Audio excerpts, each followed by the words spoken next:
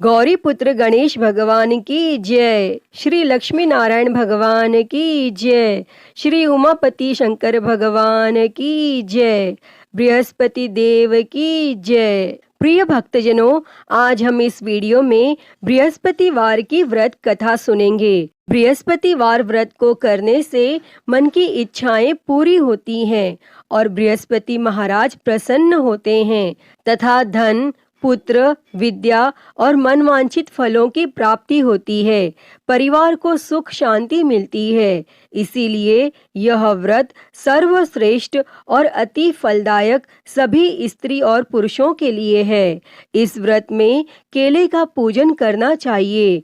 कथा और पूजन के समय तन, मन, क्रम, वचन से शुद्ध होकर जो इच्छा हो बृहस्पति देव की प्रार्थना करनी चाहिए और उनकी इच्छाओं को बृहस्पति देव अवश्य पूर्ण करते हैं, ऐसा मन में दृढ़ विश्वास रखना चाहिए। तो भक्तजनों, आइए अब सुनते हैं बृहस्पतिवार की व्रत कथा। तो आप सभी भक्तजन बड़ी ही श्रद्धा, ध्यान पूर्वक और प्रसन्न चित्त मन से इस कथा को सुनिए। तो सभी प्रेम से बोलिए श्री लक्ष्मी नारायण भगवान की जय। बृहस्पति देव की जय। सर्व देवी देवता की जय। भारतवर्ष में एक राजा राज्य करता था। वह बड़ा प्रतापी और दानी था। वह नित्य गरीबों और ब्राह्मणों की सहायता करता था, लेकिन यह बात उसकी रानी को अच्छी नहीं लगती थी। वह ना ही गरीबों को दान देती और ना ही भगवान का पूजन करती थी और राजा को भी दान देने से मना किया करती थी। एक दिन राजा शिकार खेलने वन को गए हुए थे तो रानी महल में अकेली थी। उसी समय बृहस्पति देव साधु वेश में राजा के महल में भिक्षा के लिए गए और भिक्षा मांगी। तब रानी ने भिक्षा देने से इनकार किया और कहा, हे साधु महाराज, मैं तो दान पुण्य से तंग आ गई हूँ। मेरा पति सारा धन लुटाता रहता है। मेरी इच्छा है कि हमारा धन नष्ट हो जाए, फिर न रहेगा बांस, न बजेगी बांसुरी। तब साधु ने कहा, देवी, तुम तो बड़ी अजीब हो। धन, संतान तो सभी चाहते हैं, पुत्र और लक्ष्मी तो पापी के घर भी होनी चाहिए। यदि तुम्हारे पास अधिक धन है तो भूखों को भोजन दो, प्यासों के लिए प्याऊ बनवाओ, मुसाफिरों के लिए धर्मशालाएं खुलवाओ और निर्धन अपनी कुंवारी कन्याओं का विवाह नहीं कर सकते, उनका विवाह करा दो। ऐसे कई और काम हैं जिनको करने से तुम्हारा यश लोक परलोक में फैलेगा। परंतु रानी पर उपदेश का कोई प्रभाव न पड़ा। वह बोली, महाराज, आप मुझे कुछ न समझाएं। मैं ऐसा धन नहीं चाहती जो हर जगह बांटती फिरूं। तब साधु ने उत्तर दिया, यदि तुम्हारी ऐसी इच्छा है तो तथास्तु। तुम ऐसा करना कि बृहस्पतिवार को घर लीप कर पीली मिट्टी से अपना सिर धोकर स्नान करना, भट्टी चढ़ाकर कपड़े धोना। ऐसा करने से आपका सारा धन नष्ट हो जाएगा। और इतना कहकर वह साधु महाराज वहां से आलोप हो गए। तब साधु के अनुसार कही बातों को पूरा करते हुए रानी को केवल 3 बृहस्पतिवार ही बीते थे कि उसकी समस्त धन संपत्ति नष्ट हो गई और भोजन के लिए राजा का परिवार तरसने लगा। तब एक दिन राजा ने रानी से बोला कि हे रानी, तुम यहीं रहो, मैं दूसरे देश को जाता हूँ, क्योंकि यहाँ पर सभी लोग मुझे जानते हैं, इसीलिए मैं कोई छोटा कार्य नहीं कर सकता। तब ऐसा कहकर राजा परदेश चला गया और वहाँ वह जंगल से लकड़ी काटकर लाता और शहर में बेचता और इस तरह वह अपना जीवन व्यतीत करने लगा। इधर राजा के परदेश जाते ही रानी और दासी दुखी रहने लगे। एक बार जब रानी और दासी को 7 दिन तक बिना भोजन के रहना पड़ा तो रानी ने अपनी दासी से कहा, हे दासी, पास ही के नगर में मेरी बहन रहती है, वह बड़ी धनवान है, तू उसके पास जा और कुछ ले आ ताकि थोड़ी बहुत गुजर बसर हो जाए। तब दासी रानी की बहन के पास गई और उस दिन गुरुवार था और रानी की बहन उस समय बृहस्पतिवार व्रत की कथा सुन रही थी। तब दासी ने रानी की बहन को अपनी रानी का संदेश दिया, लेकिन रानी की बड़ी बहन ने कोई उत्तर नहीं दिया। और जब दासी को रानी की बहन से कोई उत्तर नहीं मिला तो वह बहुत दुखी हुई और उसे क्रोध भी आया और दासी ने वापस आकर रानी को सारी बात बता दी। तब सुनकर रानी ने अपने भाग्य को कोसा और उधर रानी की बहन ने सोचा कि मेरी बहन की दासी आई थी, परंतु मैं उससे नहीं बोली और इससे वह बहुत दुखी हुई होगी। और वह कथा सुनकर और पूजन समाप्त करके अपनी बहन के घर आई और कहने लगी, मैं बृहस्पतिवार का व्रत कर रही थी, तुम्हारी दासी मेरे घर आई थी, परंतु जब तक कथा होती है तब तक न तो उठते हैं और न ही बोलते हैं, इसीलिए मैं नहीं बोली। कहो दासी क्यों गई थी? तब रानी बोली, बहन तुमसे क्या छिपाऊं, हमारे घर में खाने तक को अनाज नहीं था। और ऐसा कहते कहते रानी की आंखें भर आई। उसने दासी समेत पिछले 7 दिनों में भूखे रहने तक की बात अपनी बहन को विस्तार पूर्वक सुना दी। तब रानी की बहन बोली, देखो बहन, भगवान बृहस्पति देव सबकी मनोकामना को पूर्ण करते हैं। देखो शायद तुम्हारे घर में अनाज रखा हो। पहले तो रानी को विश्वास नहीं हुआ, पर बहन के आग्रह करने पर उसने अपनी दासी को अंदर भेजा तो उसे सचमुच अनाज से भरा एक घड़ा मिल गया और यह देखकर दासी को बड़ी हैरानी हुई। तब दासी रानी से कहने लगी, हे रानी, जब हमको भोजन नहीं मिलता तो हम व्रत ही तो करते हैं, इसीलिए क्यों न इनसे व्रत और कथा की विधि पूछ ली जाए ताकि हम भी व्रत कर सकें। और तब रानी ने अपनी बहन से बृहस्पतिवार व्रत के बारे में पूछा। तब उसकी बहन ने बताया, बृहस्पतिवार के व्रत में चने की दाल और मुनक्का से विष्णु भगवान का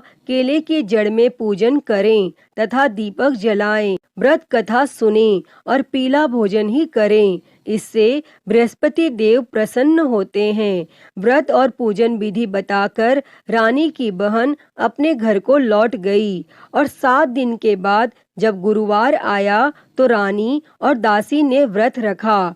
गुड़साल में जाकर चना और गुड़ लेकर आई, फिर उससे केले की जड़ तथा विष्णु भगवान का पूजन किया। और अब पीला भोजन कहाँ से आए, इस बात को लेकर दोनों बहुत दुखी थी। चूंकि उन्होंने व्रत रखा था, इसीलिए बृहस्पति देव उनसे प्रसन्न थे।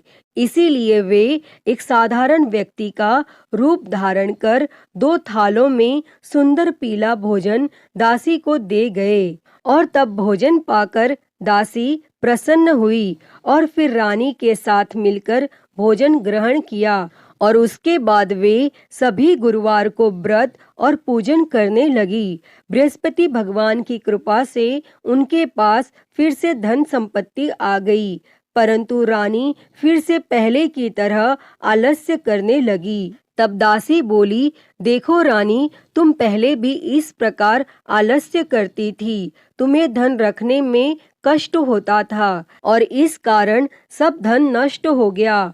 और अब जब भगवान बृहस्पति की कृपा से धन मिला है तो तुम्हें फिर से आलस्य होता है।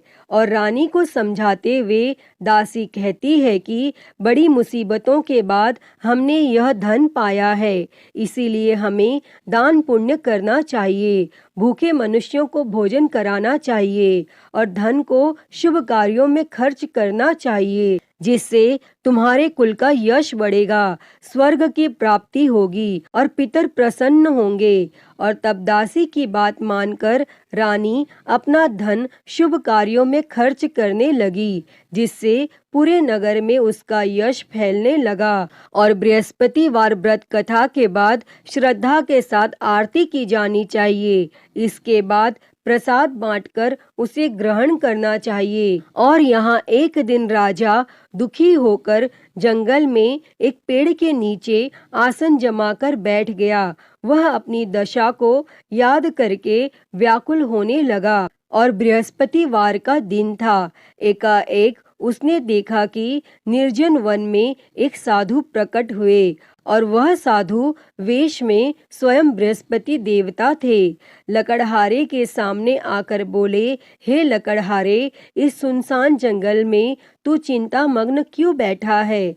तब लकड़हारे ने दोनों हाथ जोड़कर प्रणाम किया और उत्तर दिया, हे महात्मा जी, आप सब कुछ जानते हैं, मैं क्या कहूँ? यह कहकर रोने लगा और साधु को अपनी आत्मकथा सुनाई। तब महात्मा जी ने कहा, तुम्हारी स्त्री ने बृहस्पतिवार के दिन बृहस्पति भगवान का निरादर किया है, जिसके कारण रुष्ट होकर उन्होंने तुम्हारी यह दशा कर दी। अब तुम चिंता को दूर करके मेरे कहने पर चलो तो तुम्हारे सब कष्ट दूर हो जाएंगे और भगवान पहले से भी अधिक संपत्ति देंगे। तुम बृहस्पति के दिन कथा किया करो। 2 पैसे के चने मुनक्का लाकर उसका प्रसाद बनाओ और शुद्ध जल से लोटे में शक्कर मिलाकर अमृत तैयार करो। कथा के पश्चात अपने सारे परिवार और सुनने वाले प्रेमियों में अमृत व प्रसाद बांटकर आप भी ग्रहण करो। ऐसा करने से भगवान तुम्हारी सब मनोकामनाएं पूरी करेंगे। तब साधु के ऐसे वचन सुनकर लकड़हारा बोला, हे प्रभु, मुझे लकड़ी बेचकर इतना पैसा नहीं मिलता जिससे भोजन के उपरांत कुछ बचा सकूं। मैंने रात्रि में अपनी स्त्री को व्याकुल देखा है। मेरे पास कुछ भी नहीं जिससे मैं उसकी खबर मंगा सकूं। तब साधु ने कहा, हे लकड़हारे, तुम किसी बात की चिंता मत करो। बृहस्पति के दिन तुम रोजाना की तरह लकड़ियां लेकर शहर को जाओ। तुमको रोज से दुगना धन प्राप्त होगा, जिससे तुम भली भांति भोजन कर लोगे तथा बृहस्पति देव की पूजा का सामान भी आ जाएगा। और इतना कहकर साधु अंतर ध्यान हो गए और धीरे धीरे समय व्यतीत होने पर फिर वही बृहस्पतिवार का दिन आया और लकड़हारा जंगल से लकड़ी काटकर किसी शहर में बेचने गया। उसे उस दिन और दिन से अधिक पैसा मिला। तब राजा ने चना गुड़ आदि लाकर गुरुवार का व्रत किया और उस दिन से उसके सभी क्लेश दूर हो गए। परंतु जब दोबारा गुरुवार का दिन आया तो बृहस्पतिवार का व्रत करना वह भूल गया। इस कारण बृहस्पति भगवान नाराज हो गए और उस दिन उस नगर के राजा ने विशाल यज्ञ का आयोजन किया तथा शहर में यह घोषणा करा दी कि कोई भी मनुष्य अपने घर में भोजन न बनावे और न आग जलावे। समस्त जनता मेरे यहाँ भोजन करने आवे और इस आज्ञा को जो न मानेगा उसे फांसी की सजा दी जाएगी। और इस तरह की घोषणा संपूर्ण नगर में करवा दी गई। तब राजा की आज्ञा अनुसार शहर के सभी लोग भोजन करने गए, लेकिन लकड़हारा कुछ देर से पहुंचा, इसीलिए राजा उसको अपने साथ घर लिवा ले गए और ले जाकर भोजन करा रहे थे तो रानी की दृष्टि उस खूंटी पर पड़ी जिस पर उसका हार लटका हुआ था। वह वहां पर दिखाई नहीं दिया। तब रानी ने निश्चय किया कि मेरा हार इस मनुष्य ने चुरा लिया है और उसी समय सिपाहियों को बुलाकर उसको कारागार में डलवा दिया। और जब लकड़हारा कारागार में पड़ गया और वह बहुत दुखी होकर विचार करने लगा कि न जाने कौन से पूर्व जन्म के कर्म से मुझे यह दुख प्राप्त हुआ है, और वह उसी साधु को याद करने लगा जो कि जंगल में मिले थे।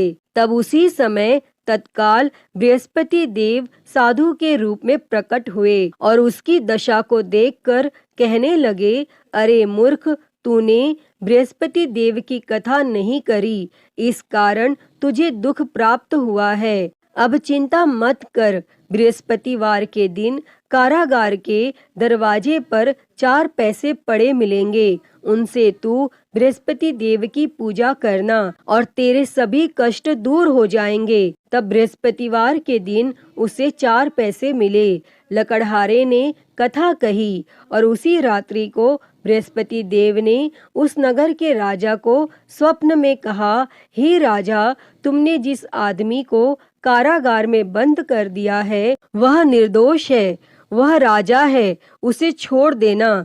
और रानी का हार उसी खूंटी पर लटका है। अगर तू ऐसा नहीं करेगा तो मैं तेरे राज्य को नष्ट कर दूंगा। और इस तरह रात्रि के स्वप्न को देखकर राजा प्रातः काल उठा और खूंटी पर हार देखकर लकड़हारे को बुलाकर क्षमा मांगी तथा लकड़हारे को योग्य सुंदर वस्त्र आभूषण देकर विदा कर दिया। और बृहस्पति देव की आज्ञा के अनुसार लकड़हारा अपने नगर को चल दिया। और जब राजा अपने नगर के निकट पहुंचा तो उसे बड़ा आश्चर्य हुआ। नगर में पहले से अधिक बाग, तालाब, कुएं तथा बहुत सी धर्मशाला, मंदिर आदि बन गई हैं। तब राजा ने पूछा, यह किसका बाग और धर्मशाला है? तब नगर के सब लोग कहने लगे, यह सब रानी और बांदी के हैं। तो राजा को आश्चर्य हुआ और गुस्सा भी आया। और जब रानी ने यह खबर सुनी कि राजा आ रहे हैं तो रानी ने बांदी से कहा कि हे दासी, देख राजा हमको कितनी बुरी हालत में छोड़ गए थे और हमारी ऐसी हालत देखकर वह लौट न जाए, इसीलिए तू दरवाजे पर खड़ी हो जा।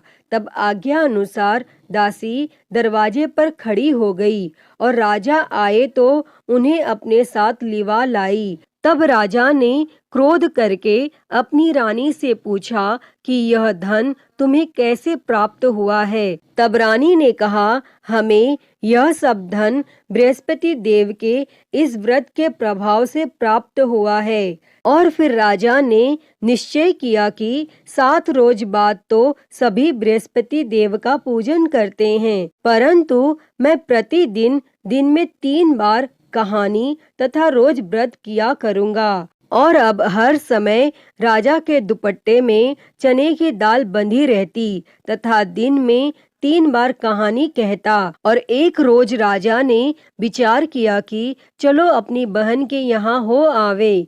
इस तरह निश्चय कर राजा घोड़े पर सवार हो अपनी बहन के यहाँ को चलने गया।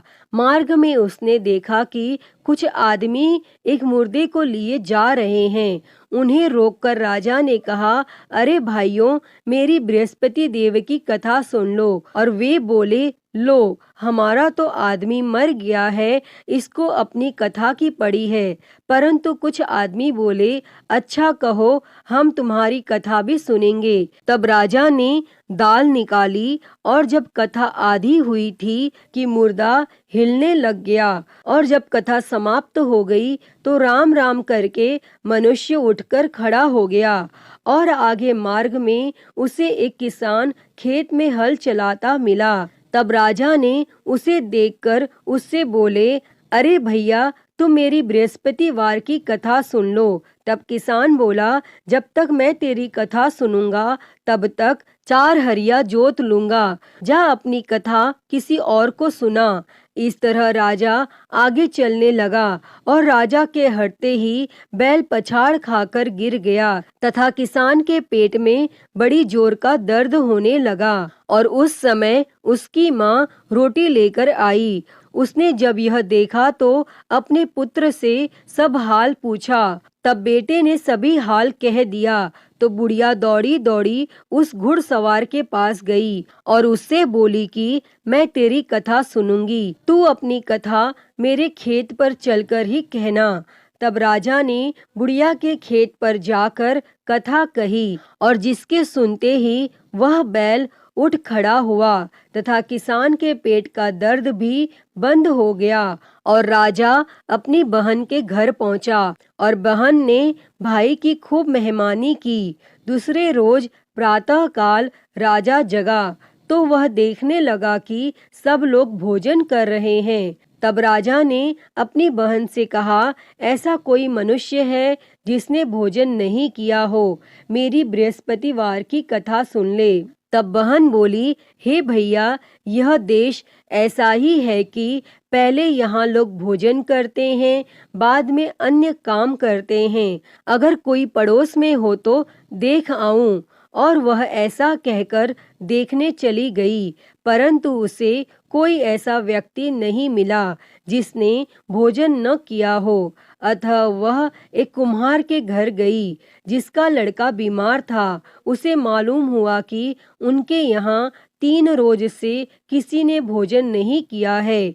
तब रानी ने अपने भाई की कथा सुनने के लिए कुम्हार से कहा और वह तैयार हो गया। तब राजा ने जाकर बृहस्पतिवार की कथा कही, जिसको सुनकर उसका लड़का ठीक हो गया और अब तो राजा की प्रशंसा होने लगी। फिर एक रोज राजा ने अपनी बहन से कहा कि हे बहन, हम अपने घर को जाएंगे, तुम भी तैयार हो जाओ।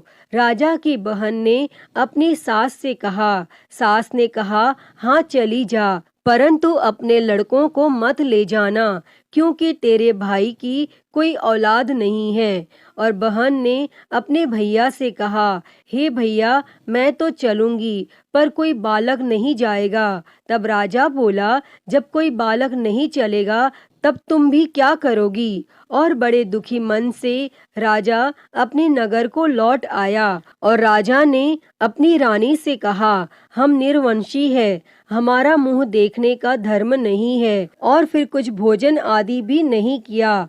तब रानी बोली, हे प्रभु, बृहस्पति देव ने हमें सब कुछ दिया है, वह हमें औलाद अवश्य देंगे।